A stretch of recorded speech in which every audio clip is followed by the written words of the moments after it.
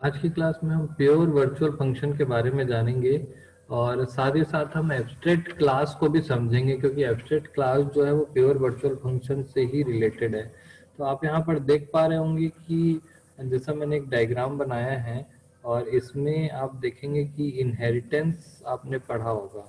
Inheritance में का ये डायग्राम है जिसमें एक बेस क्लास होती है, ये आपकी बेस क्लास है और ये आपकी डिराइव्ड क्लास है। तो डिराइव्ड क्लास जो है बेस क्लास को इनहेरिट करती है। इस इनहेरिटेंस की वजह से बहुत सारी प्रॉब्लम जो है वो सॉल्व हो जाती है, जैसे इसको रीयूजेबिलिटी भी बोलते हैं। तो री कोड को रीयूज करना और ये सारी प्रॉब्लम सॉल्व हो जाती है। लेकिन यहाँ पर आप देख पा रहे होंगे कि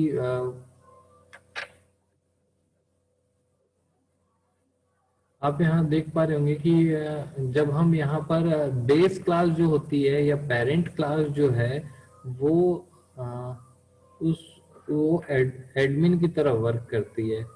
यानी कि इस बेस क्लास को एडमिन की तरह वर्क कराना है, आपको इसको कंट्रोल रखना है, अपने डिराइव्ड क्लास पे कंट्रोल रखना है। तो इसके लिए कुछ मेथड्स आपके पास यहाँ पर हैं, जैसे मेथड की ओवरराइडिंग आप रोक सकते हैं, वर्चुअल फंक्शन बना सकते हैं जिसमें कुछ पार्ट अलाउ करेंगे, या पब्लिक प्राइवेट प्रोटेक्टेड होता है कि प्राइवेट एरिया है या प्रोटेक्टेड एरिया है वो इनहेरिट नहीं होता या उसको डायरेक्टली एक्सेस नहीं किया जा सकता। तो इस टाइप के जो मैकेनिज्म बनाया गया है, ये जो स्ट्रक्चर बनाया गया है, ये सिर्फ इसलिए है ताकि बेस क्लास का कंट्रोल रहे डिराइव्ड क्लास पर। हालांकि डिराइव्ड क्लास के पास ज्यादा फैसिलिटीज होंगी, वर्किंग डिराइव्ड क्लास में होगी। कोई कोई भी डिराइव्ड क्लास को ही यूज करेगा, लेकिन उसकी कंट्रोलिंग बेस क्लास से हो। उसकी कंट्रोलिंग कहाँ से हो? बेस क्लास से हो। तो ऐसी स्थिति को बनाने के लिए यहाँ पर हम क्या करते हैं, कुछ मेथड्स बने हुए हैं और उनमें से एक मेथड है जो अभी आप देखने वाले हैं, जो आज का हमारा टॉपिक है। उनमें से एक मेथड ये है कि प्योर वर्चुअल फंक्शन। कल लास्ट क्लास में हमने वर्चुअल फंक्शन के बारे में देखा था, आज हम प्योर वर्चुअल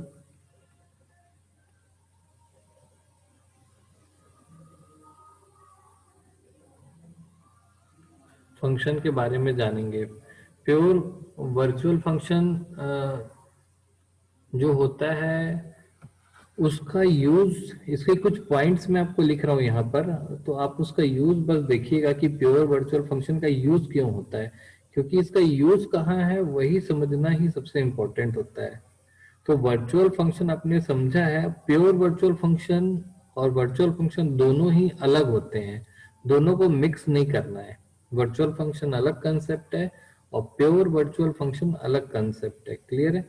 तो आज हम देखेंगे प्योर वर्चुअल फंक्शन, और सबसे इंपॉर्टेंट है कि इसका यूज क्या है। लोग ये नहीं समझ पाते कि इसका यूज क्या है।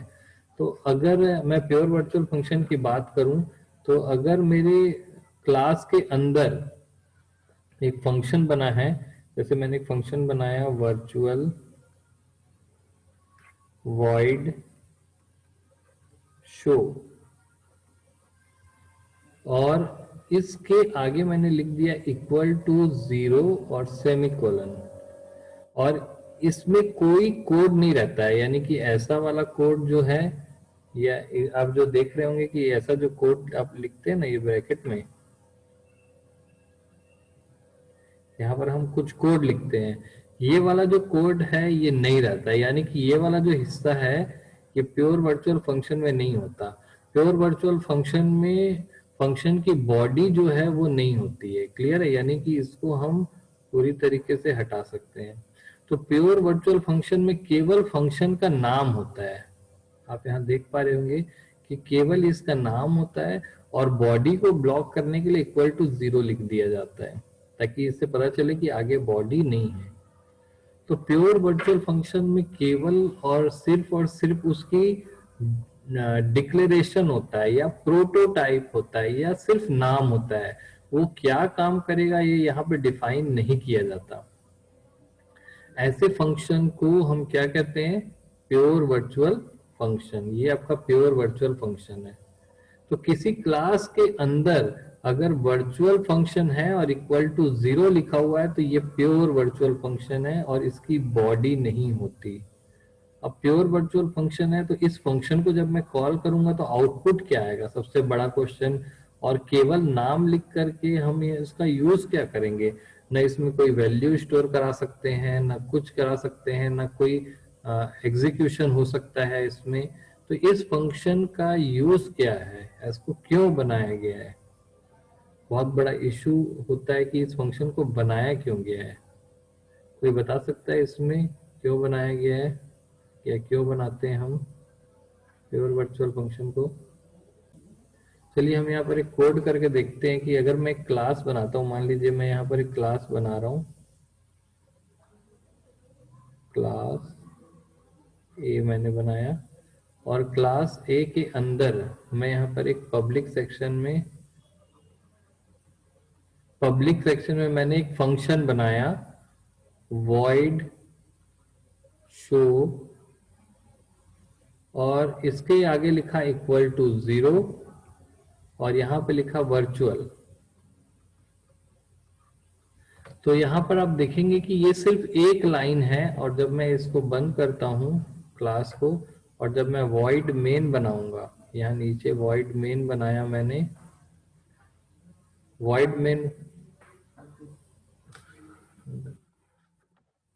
main में जब मैं इसका ऑब्जेक्ट बनाता हूँ, मान लीजिए मैं ऑब्जेक्ट बनाया ए का A1 और A1 डॉट शो लिखता हूं मैं, तो आउटपुट में क्या आएगा? क्योंकि मैंने यहाँ पर तो कुछ लिखा ही नहीं है। यहाँ पर आप देखेंगे कि शो में क्या काम करना है हमने बताया ही नहीं है। शो का जो वर्क है वो हमने यहाँ पे डिफाइन नहीं किया। काम क्या करेगा? ये तो एरर आ जाएगा क्योंकि यहाँ पर कुछ होना ही नहीं है, हमने बताया ही नहीं कि यहाँ पर कुछ होना है। तो फिर इस फंक्शन का यूज क्या है? इसका दो तीन नियम है, आप पढ़ेंगे तो अपने आप समझ में आएगा। इसका यूज होता है, सिंपल सा याद रखिएगा, थंब रूल है इसका, कि प्योर वर्चुअल फंक्शन का यूज होता है डिजाइन करने के लिए। यानी कि कुछ इस तरीके से मैंने डिजाइन कर दिया है कि प्योर वर्चुअल फंक्शन अगर मैं किसी क्लास में बना देता हूं तो ये जो क्लास है वो एब्स्ट्रैक्ट क्लास कहलाती है। इसीलिए हम दोनों टॉपिक एक साथ पढ़ रहे हैं, एब्स्ट्रैक्ट क्लास और प्योर वर्चुअल फंक्शन एक साथ पढ़ रहे हैं। तो जिस क्लास के अंदर कम से कम एक प्योर वर्चुअल फंक्शन होता है वो क्लास जो है वो एब्स्ट्रैक्ट क्लास कहलाती है। ये सेम उस तरीके का है जैसे कि मैं आपको बताता हूँ, ये एक डिजाइन होता है केवल। असल में ये फंक्शन ब्लैंक है, ये किसी काम का नहीं है केवल, लेकिन उसका नाम है, उसकी डिजाइन है। यानी कि मान के चलिए आपके घर में जो टीवी का रिमोट होता है उसमें बटन्स बने हुए हैं, डिजाइन बने हुए हैं, लेकिन वो बटन काम नहीं करेंगे कुछ। वो बटन दिख जरूर रहे हैं लेकिन काम नहीं करेंगे।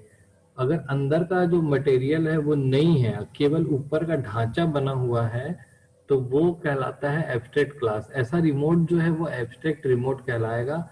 उसमें सब कुछ ओरिजिनल रिमोट जैसा दिखेगा बट काम नहीं करेगा। जैसे मोबाइल शॉप में जाएंगे तो डमी मोबाइल रहती है, तो उसकी डिजाइन आप देख सकते हैं और लेकिन वो वर्क नहीं करता। वैसे ही ये जो एब्स्ट्रैक्ट क्लास जो होती है इसको आप डिजाइन तो देख सकते हैं, इसका डिजाइन आप देख सकते हैं, ये डिजाइन आपको दिख रही है, लेकिन ये जो एब्स्ट्रैक्ट क्लास है वो कभी वर्क नहीं करेगी।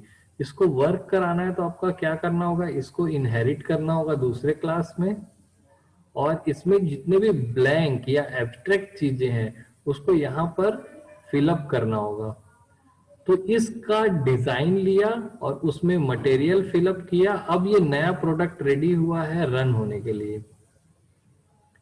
तो वर्चुअल फंक्शन क्या करता है, जिस क्लास में होता है वो क्लास को एब्स्ट्रैक्ट बना देता है, और एब्स्ट्रैक्ट क्लास को हम डायरेक्टली यूज नहीं कर सकते। रिमोट का जो ढांचा है या उसका कवर है उसको हम डायरेक्टली यूज नहीं कर सकते। उस ढांचा को कोई इनहेरिट करेगा और उसमें अंदर जितने मटेरियल चाहिए वो फिलअप करेगा। फिलअप करने के बाद जो नया प्रोडक्ट रेडी होगा ये रेडी हो पाएगा यूज करने के लिए। क्लियर है? तो आप इसको कुछ इस तरीके से और समझ सकते हैं कि अगर मैं एक वर्चुअल क्लास लेता हूं, जैसे मैं यहाँ पर एक ले लेता हूं आपको, मैं यहाँ पे बात करते हैं हम लोग, मैंने एक एब्स्ट्रैक्ट क्लास यहाँ पर ली। ठीक है, एब्स्ट्रैक्ट क्लास लेने का मतलब है कि यहाँ पर हमारे पास कम से कम एक जो है वो प्योर वर्चुअल मेथड मिलेंगे हमको। ये आपकी एब्स्ट्रैक्ट क्लास है।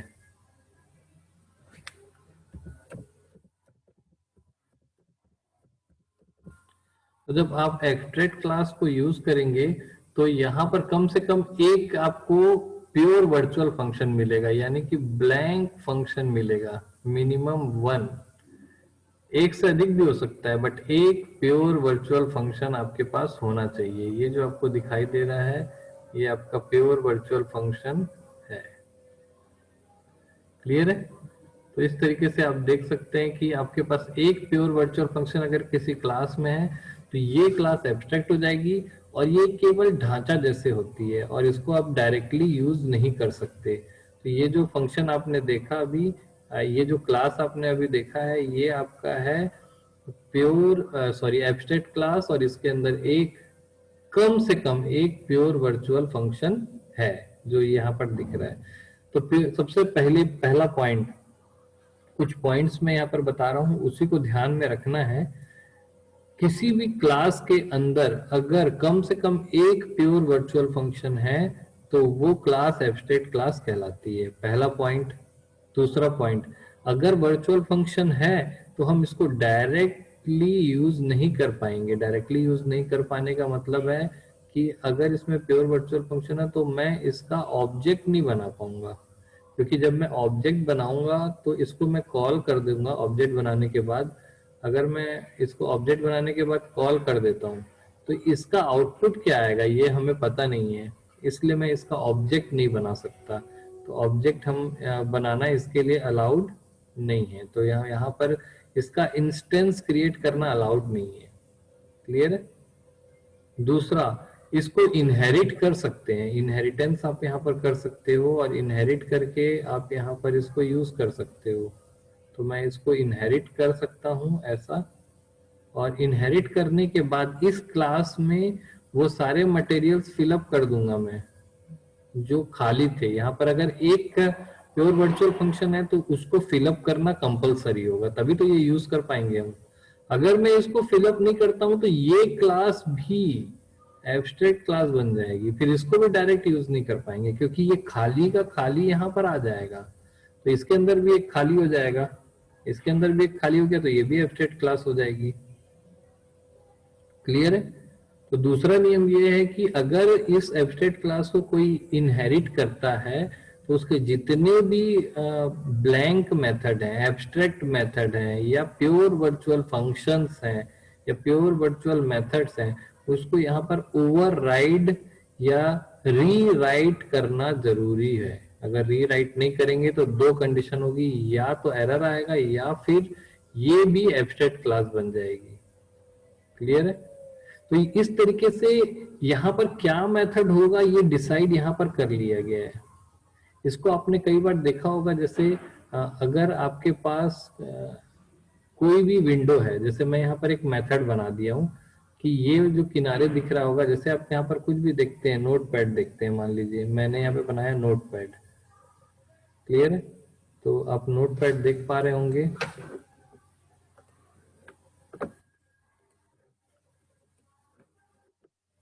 तो नोट पैड देखने के बाद आपको, जैसे कोई भी विंडो आप देखते होंगे तो लास्ट में यहाँ पे कट बटन है। तो ये जो कट का बटन दिया हुआ है या क्लोज का बटन दिया हुआ है, इस बटन से कोई भी विंडो बंद हो जाती है। तो ये डिजाइन है कि आप कोई भी विंडो ओपन करेंगे तो लेफ्ट में कट बटन बनेगा। क्लियर है? इसको हम कोड से देखते हैं। चलिए आइए हम अपने C++ की स्क्रीन पर जंप करेंगे और उसमें कोड से देखेंगे। अभी आपको अपनी स्क्रीन पर टर्बो C++ का जो विंडो है फुल साइज में दिख रहा होगा, और इसमें हम अपना कोड करते हैं। देखिए मैं यहाँ पर एक चीज बता देता हूँ आपको, जो बेसिक चीजें हैं वो हमको लिखना ही है। std sorry iostream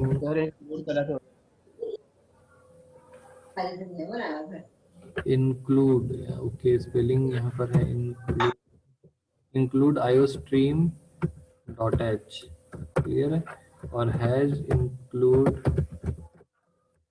new dot H. अब मैं क्लास बनाता हूँ ए, मैं सिंपल सी क्लास बनाऊंगा जिसमें आपको मैं एब्स्ट्रैक्ट क्लास बना के पहले दिखाता हूँ। पब्लिक सेक्शन में मैंने लिखा वर्चुअल शो, ठीक है। मैंने एक क्लास बनाया और इसके अंदर एक प्योर वर्चुअल फंक्शन डाल दिया है। एक प्योर वर्चुअल फंक्शन डालने के लिए वर्चुअल फंक्शन के आगे 0 लिखना होता है, क्लियर है। अब इस क्लास को जब मैं void main में लिखता हूं मैं, अब देख पा रहे होंगे कि मैं यहाँ पर CLR SCR जो हम कंपलसरी में लिखते थे वो लिखेंगे ही। अब मैं इस कोड को रन करता हूँ, कोई प्रॉब्लम अभी फिलहाल आपको यहाँ पर एक एरर दिख रहा है, वो है आईओ स्ट्रीम में IOSTR यहाँ छूट गया था। देखिए प्रोग्राम में अभी तक फिलहाल कोई प्रॉब्लम नहीं है। अब इस कंडीशन में यहाँ पर मैं बोल रहा हूँ कि जो क्लास ए है वो एक एब्स्ट्रैक्ट क्लास है। एब्स्ट्रैक्ट क्लास क्यों है? क्योंकि इसके अंदर एक ऐसा मेथड है जिसका कोई काम डिसाइड ही नहीं किया गया है, केवल नाम है या केवल उसका ढांचा है, असली नहीं है, डेमो है। तो इस ये क्लास जो है वो यूज इस आपके पास एक ऐसा मोबाइल है जिसके अंदर जीपीएस का ढांचा बस है लेकिन वो काम नहीं करता है। तो ऐसा मोबाइल में अगर एक भी पार्ट आपका जो है उसका केवल ढांचा लगा हुआ है या डुप्लीकेट लगा हुआ है या केवल डमी लगा हुआ है, वो पूरा का पूरा जो मोबाइल है वो डमी हो जाएगा, ऐसा बोलते हैं।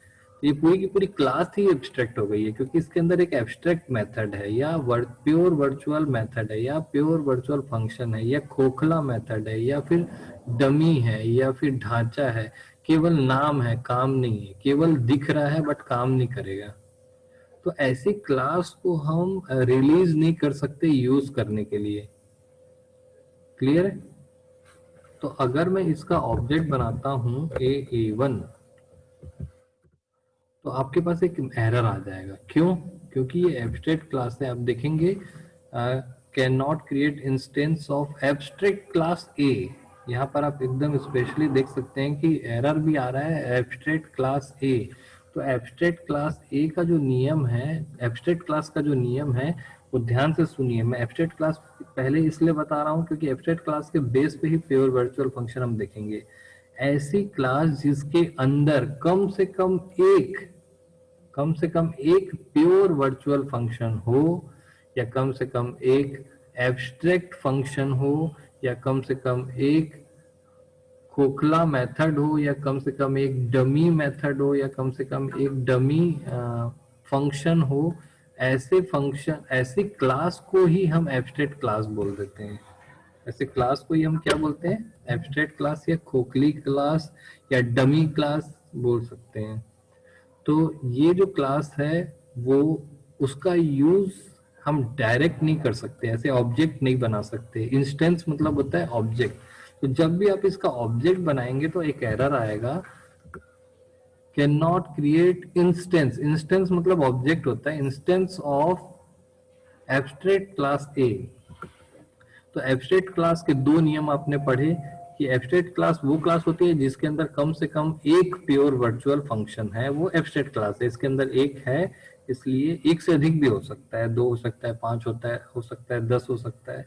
इसके अलावा कोई और मेथड भी हो सकते हैं, जैसे मैं वॉइड डिस्प्ले भी बना देता हूँ, ये नॉर्मल मेथड भी हो सकते हैं। तो कम से कम अगर एक आ जाता है इसके अंदर, कम से कम अगर एक आ गया प्योर वर्चुअल तो ये एब्स्ट्रैक्ट क्लास बन गई। तो एब्स्ट्रैक्ट क्लास किसे कहते हैं ये क्लियर हो गया। अब एब्स्ट्रैक्ट क्लास के कुछ रूल्स होते हैं। एब्स्ट्रैक्ट क्लास का ऑब्जेक्ट या इंस्टेंस नहीं बनाया जा सकता, क्योंकि इसका ऑब्जेक्ट बना देंगे और जब हम ऐसा लिखेंगे सी आउट डॉट शो तो आउटपुट में क्या आएगा? क्योंकि डिस्प्ले लिखने पर तो हेलो आएगा, शो लिखने पर क्या आएगा? इसके आगे तो कोड ही नहीं है। तो ऐसे करने से एरर आएगा, इसकी वजह से ये अलाउ नहीं कर रहा है कि आप इसका ऑब्जेक्ट बना सको। तो पहला नियम, एब्स्ट्रैक्ट क्लास का ऑब्जेक्ट या इंस्टेंस नहीं बना सकते। दूसरा नियम, एब्स्ट्रैक्ट क्लास का अगर मैं ये हटा देता हूँ, ऑब्जेक्ट हटा देता हूँ, तो एरर हट गया, बट आउटपुट कुछ नहीं आ रहा है।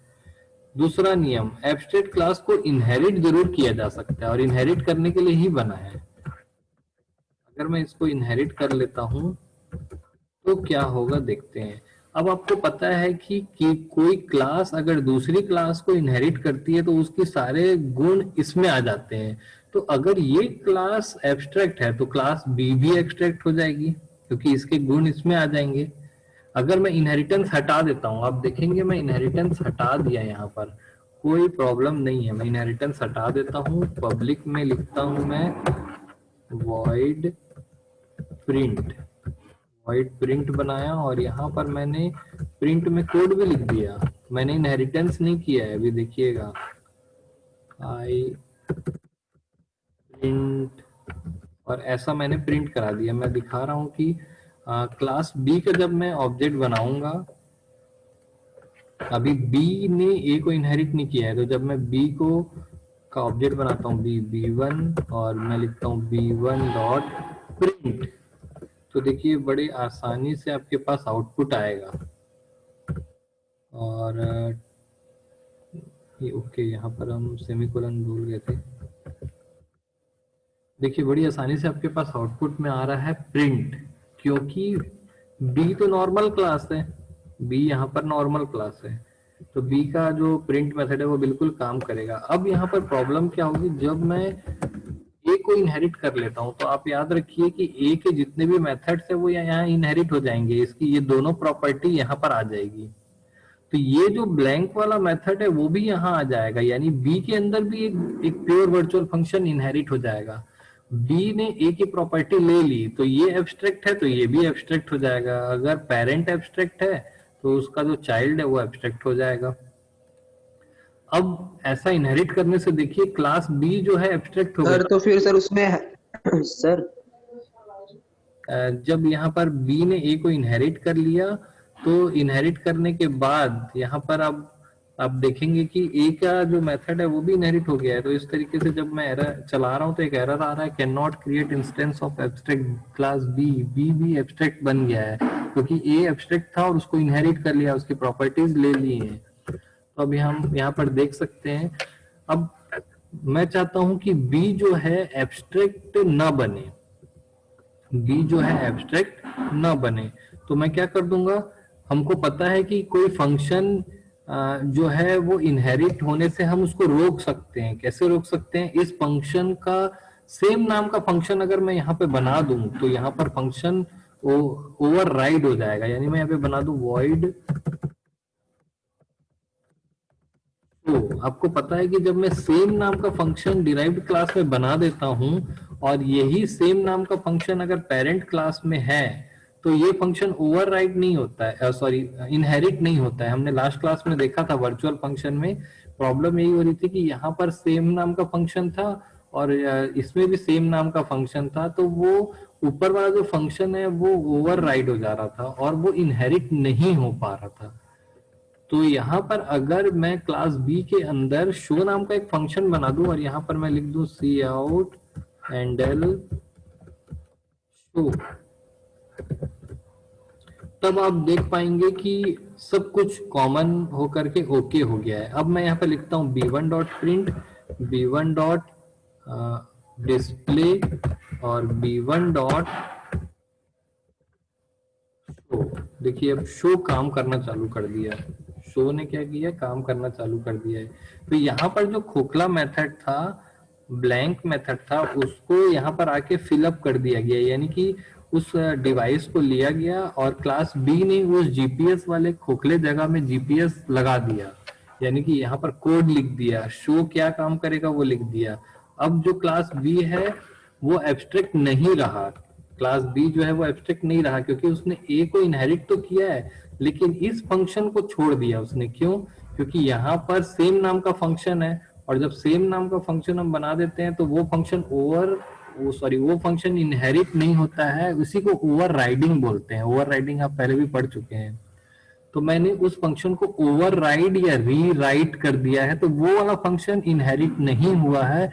इसके अंदर बी के अंदर कोई खोखला फंक्शन नहीं है, कोई एब्स्ट्रैक्ट फंक्शन नहीं है, कोई एब्स्ट्रैक्ट मेथड नहीं है, कोई प्योर वर्चुअल फंक्शन अब नहीं रहा।